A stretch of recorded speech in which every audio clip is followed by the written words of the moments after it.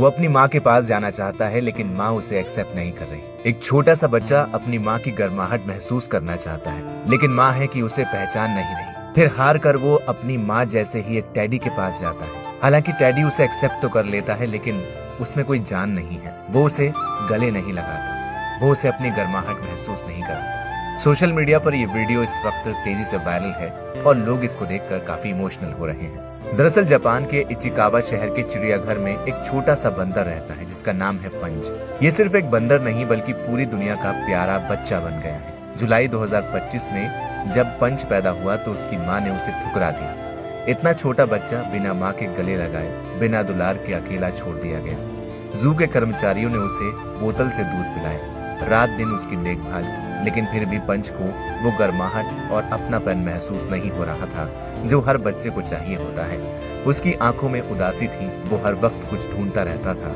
एक साथी, एक माँ जैसा कोई। जू वालों ने उसे एक सॉफ्ट नारंगी रंग का आलीशान आरंगुटान दिया जिसे लोग प्यार से औरा मामा कहने लगे।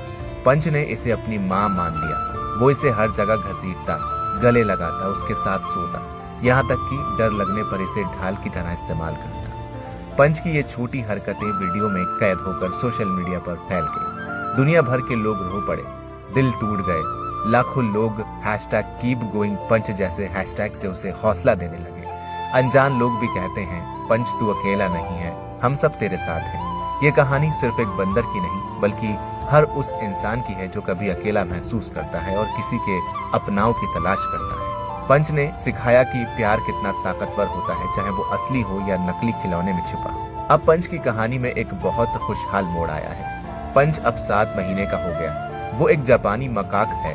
शुरू में जब जू ने उसे जनवरी 2025 के मिड में मंकी माउंटेन यानी बंदरों के बड़े बड़े बाड़े में ले जाया तो पंच डर गया। बड़े बंदर उसे डांटते, दूर भगाते, लेकिन जू के रखवाले कोसुके शिकानु और शुम्पई मियाकोशी ने बहुत धैर्य से काम किया। उन्होंने पंच को धीरे धीरे झुंड की आवाजें, गंध और बिहेवियर सुनने देखने दिया। वो जानते थे कि इंसानों द्वारा पाला गया ये बंदर असली ग्रुप में इसका घुलना मिलना बहुत मुश्किल काम है। फिर एक दिन खुशी की खबर आई। जू के कर्मचारियों ने देखा कि एक बड़ा बंदर पंच को ग्रूमिंग कर रहा है। ग्रूमिंग मतलब एक दूसरे के बाल संवारना, सफाई करना। बंदरों की दुनिया में ये बहुत बड़ी बात है। ये भरोसा, दोस्ती और तुम अब हमारे परिवार का हिस्सा हो, इसका संकेत है।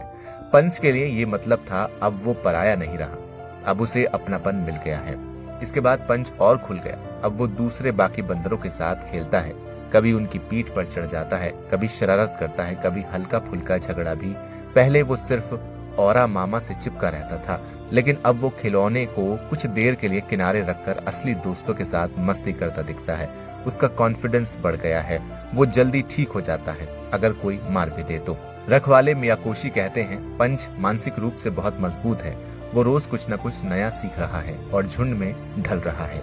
ये देखकर जू में आने वाले लोग भी खुश हो रहे हैं। इतने सारे फैंस आ रहे हैं कि कभी कभी लाइन लग जाती है। और सबसे मजेदार बात, आइकिया जापान को जब पता चला कि उनका डिजंगलेस कॉक वाला आरंगुटान खिलौना ही औरा मामा है तो उन्होंने जू को ढेर सारे ऐसे खिलौने दान कर दिए। लेकिन असली खुशी तो ये है कि पंच अब असली साथियों